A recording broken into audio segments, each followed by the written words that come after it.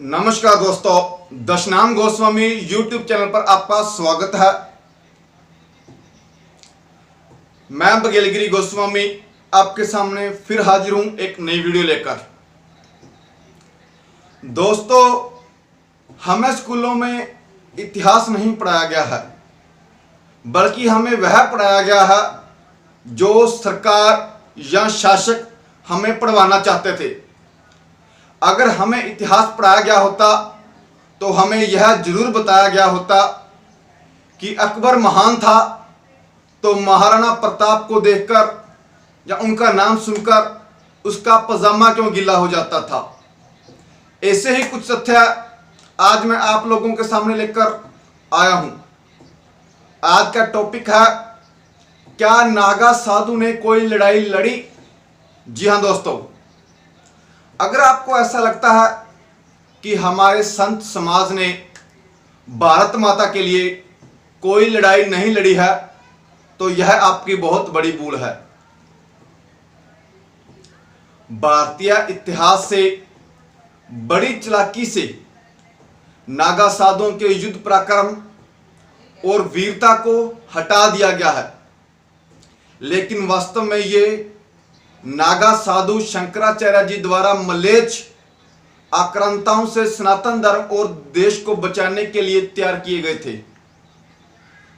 नागा साधुओं की यह फौज सनातन धर्म की रक्षा के लिए इतनी मुस्तैद और न्यूनतम संसाधनों में काम करने वाली थी कि इन्हें तन पर कपड़ों की आवश्यकता भी नहीं थी, और यह कम से कम भोजन में ज्यादा से ज्यादा समय तक समाज की रक्षा कर सकें, उसी के लिए तैयार रहते थे।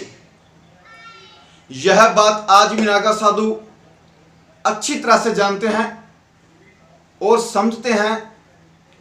ठीक वैसे ही जैसे गुरु गोविंद सिंह जी ने मलेच्छ आक्रांताओं से सनातन धर्म और देश को बचाने के लिए 5 प्यारे तैयार किए थे, जिनमें आज निहंग और पगड़ीधारी सिख मुख्य रूप से हैं। लेकिन बहुत चिंतन का विषय है कि अब नागा साधुओं को केवल कुंभ स्नान का पात्र समझा जाता है, जिनकी तस्वीरें अनाप शनाप ढंग से इंटरप्रेट की जाती रहती हैं।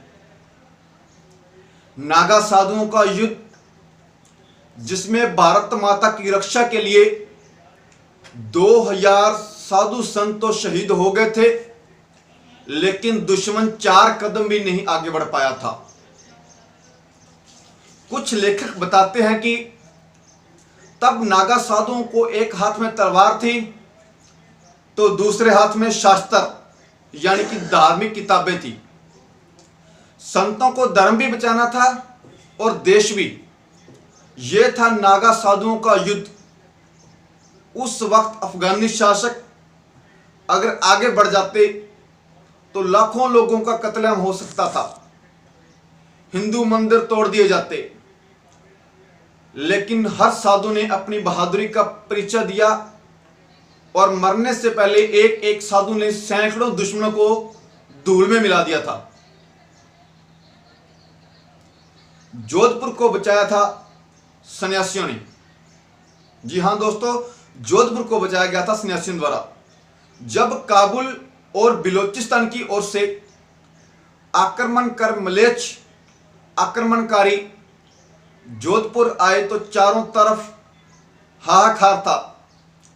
मंदिर तोड़े जा रहे थे और कत्लेआम हो रहा था। इन मलेच्छ शासकों ने हर व्यक्ति पर भारी कर लगा दिया था। तब अटल सन्यासियों ने इनको परास्त किया था।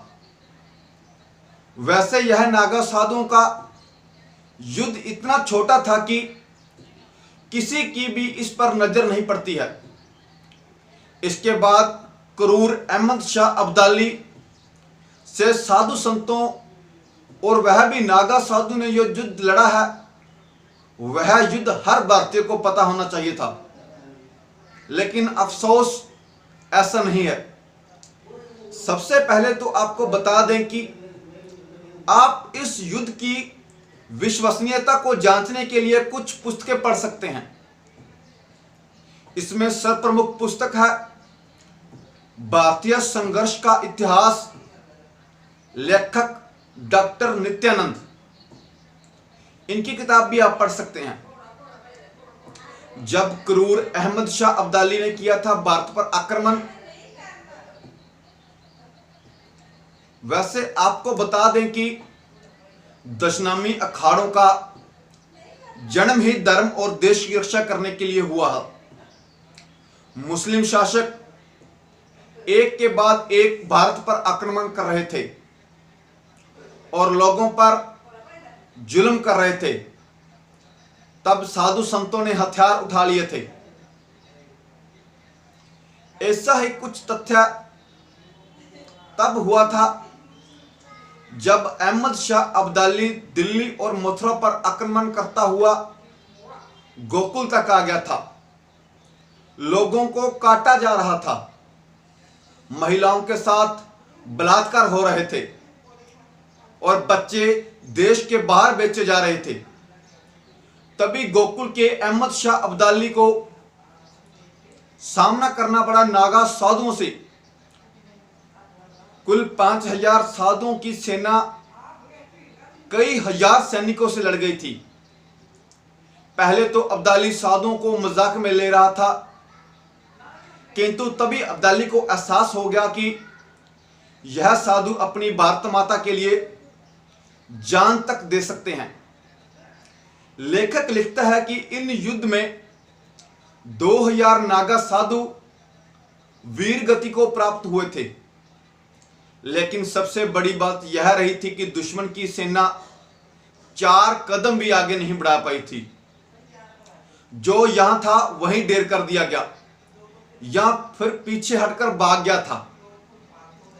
तब से कई विदेशी यवन शासक जब सुनते थे कि युद्ध में नागा बाबा भाग ले रहे हैं तो वह लड़ते ही नहीं थे।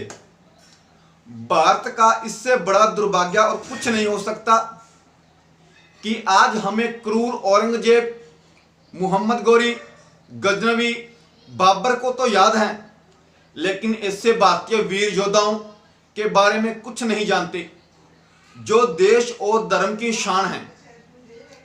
तो इस प्रकार से साधु संतों ने देश की आजादी के लिए और भी कई युद्ध लड़े थे और अपनी कुर्बानियां दी थी। आज मैं अपने सभी सनातन भाइयों से कहना चाहूंगा कि आप भी जहां भी आप हैं या रहते हैं, लोगों को बताएं कि हमारे समाज के सन्यासी संतों ने समाज के लिए, धर्म के लिए और देश के लिए क्या क्या किया। ओम नमो नारायण। जय श्री राम, जय भारत, जय हिंद।